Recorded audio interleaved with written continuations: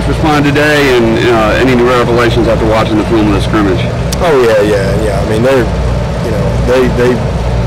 those guys they take a lot of pride in what they do. The other day was like I said, just kind of a day where offense made a lot of plays.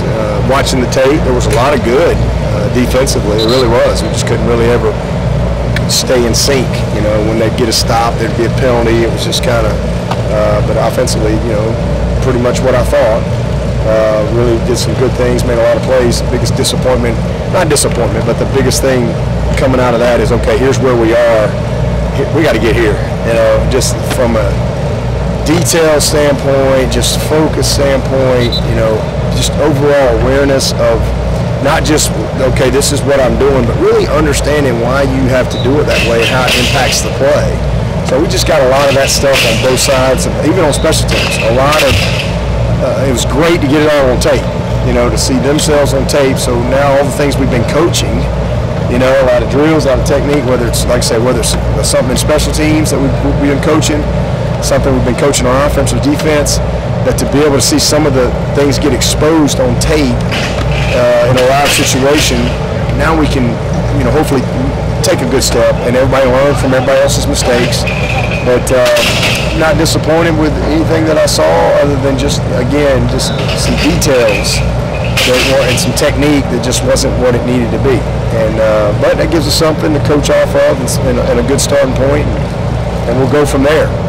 We're going to go back in the morning and have a pretty extensive situational scrimmage. We'll control it. The other day was just a true scrimmage, and this will be all situations. We'll make sure we get everything covered, and then we'll go back and watch that tape and really teach and coach a lot on each situation as we go through the tape, because we'll have a lot of work. And I'll change it up as we go through the day, all the way to last plays of the game. Ball's on the 30, there's 2 seconds on the clock, it's the last play of the game. You're on offense or you're on defense.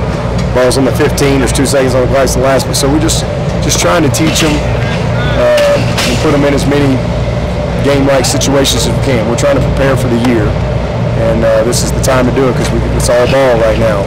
We've got lots of meeting time, lots of opportunities for walkthroughs, and a lot of practice opportunities. So just trying to make it all count. Tomorrow will be a double day for us, what we call a double day. We'll come back tomorrow night with a walkthrough, and which will be good, and then we'll come back on Wednesday with another good tough practice, and then the goal is Thursday to have another true scrimmage.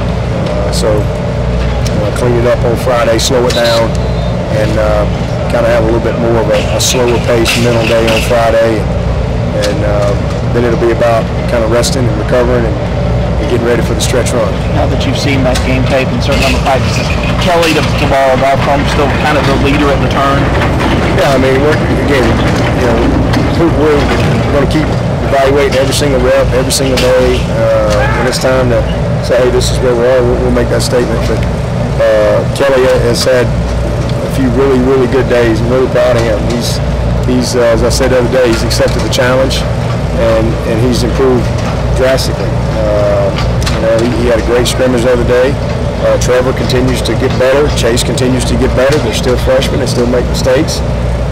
But I'm excited about what I'm seeing. And, the one thing I can probably definitely say is regardless of how it plays out, I don't see a situation early where we just play one guy. I mean, you're going to have some guys that are going to deserve to play. This is a situation that's, if somebody separates, it's probably going to take place in the games because you talk about incredible competitors that are up to the task, and I'm really proud of how they're competing, and we'll keep grinding it out, man. Got a ways to go. They can play 2 guys or 3 guys. The skilled guys seem to have a lot of success. Nobody mentioned the tight end group. What'd you see of the tight end group coming out of the screen? Solid day. I think Mylan had 1 or 2 small grabs, but nothing major down the field in the passing game. But sometimes you have your better days when you don't really have a stat line, especially at that position. And that position is far less about stats as it is about execution in the protections, in the run game. Did you do the right things in the pass game as far as your routes and so forth? And obviously finishing when you get the opportunity. But I thought we did some good things. I'm really pleased with our tight ends. I think we're definitely same thing. We're way ahead there than we were this time last year. Not even close. Getting Garrett back has been a good addition for us. Got Braden back today. Chalk has continued to improve. So we got a good group, but solid day. But that's a position that I would say that you know, we got to clean some things up technically, and especially when we're getting pressure as far as our footwork, to give ourselves a chance to block some of those guys when they're you know, beating us inside. Yeah, but when you say play multiple guys, you think 2 guys or 3 We guys? might play 4. We might play 4 of them. Renfro might play some quarterback. What do you, I guess, 2 quarterback system-wise, what other quarterback systems have you kind of watched film on maybe to run a 2 quarterback system? I ain't watching. I'm worried about Clemson. I ain't worried about nobody else. I'm worried about Clemson. All I know is we got guys that can win. And, you know, Kelly's done nothing to lose the job. He came out of spring first. He's done nothing to lose the job. He's had a great camp, you know, but we don't play him for, he may go in the tank next week. I have no idea. And Trevor has done nothing to lose ground. I mean, he's continued to improve, and then Chase Bryce has probably made the most improvement from where he was in the spring. He's probably the most improved. Just really pleased with those guys. I really am. So, you know, we'll see how it plays out. But if we played today, we wouldn't play just one guy. And I ain't worried about what anybody else does or anything. I'm worried about Clemson. I'm worried about, you know, whoever goes out there, they better get the job done. If they don't, they ain't playing. So we're not going to play people to make them happy. We're going to play people that win. And if you play well, great.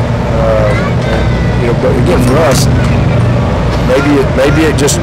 But that's what what happened last year. You know, Kelly just went the last part of camp, and maybe that happens again. I don't know. We'll see. Do you feel like you have 8 or 9 up front on the offensive line? Yeah, that's one area that I'm really encouraged. You know, especially with what I saw Saturday, because I thought they blocked well. They protected well.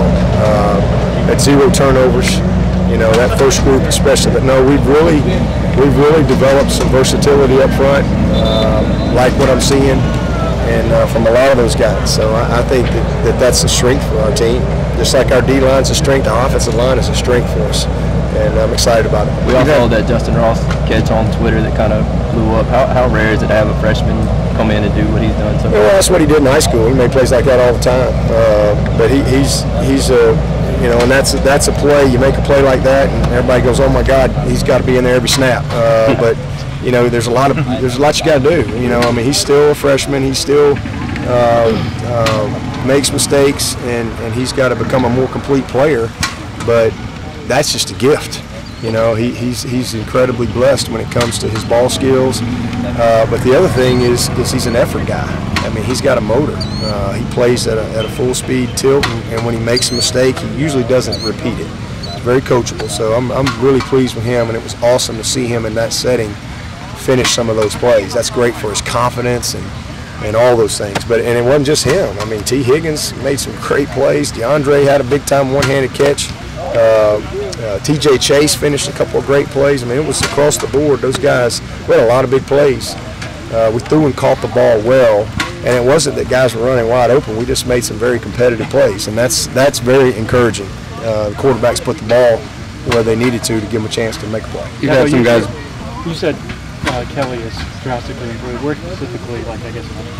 Just the speed of the game that he plays at. The game has just slowed down for him. You know, you guys go back to this time last year. He hasn't played much. I mean, he had probably 100 snaps or less in 2 years, and he hadn't played much quarterback since high school.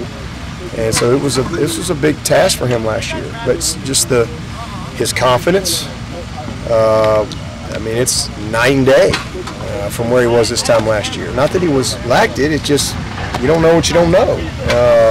You all get better from experience, and so his confidence is tremendously higher. But the game is just slower for him. And so as a result, he's playing faster. He's processing things faster. He's being very consistent with his decision making. Very consistent. He's thrown the ball extremely well. You know, down the field. You know, he's been very accurate on our intermediate throws. Just really all of it. His leadership has been much more assertive. in this time last year. That just kind of comes with the territory, and I think again, and it doesn't matter. I mean, he doesn't just go all once. He goes and he just goes about his business, and he's just focused at what he's doing. He knows that every rep he takes is being graded at a high level, just like all those other guys. And somebody wins the day every day, and we're keeping a tally. All right, and if it's a tie, we write a tie. You know, somebody's right. He won this day. Okay, this guy won that. It's a battle all the way through. Every practice counts. Every drill counts. Every period counts. And those guys have embraced that. And you know, just really pleased with what I've seen so far from all of them. You've had some guys banged up. Goodrich, Trevion, Jurgen. What's their status right now? They're all doing better. Mario was back in there today. I think he was in green. Trevion was out, but doing better. And then Richard, I don't know. He went back to the doctor today for another checkup, so I don't really know. He had a stinger, and that was kind of why he was out. So we went back today to get another checkup. I thought I saw him out here, but I don't. He wasn't in there, so I don't know. We'll find out what Danny says after that. Was it neck again? It was just like his shoulder, like a stinger in his shoulder. With the RPOs being a big part of the offense, did Trevor deal with RPOs in high school, and has that maybe been the biggest adjustment for him? Or no, he did everything. He did everything in high school from the 9th grade on. I mean, there's not much that we do that he hadn't done. You know, I think the biggest difference is the protections. You know, there's a lot more that we ask of these guys protection-wise, because we see a lot more, especially going against our defense and trying to survive. You better understand the protections, and you know, we give those quarterbacks a lot of flexibility.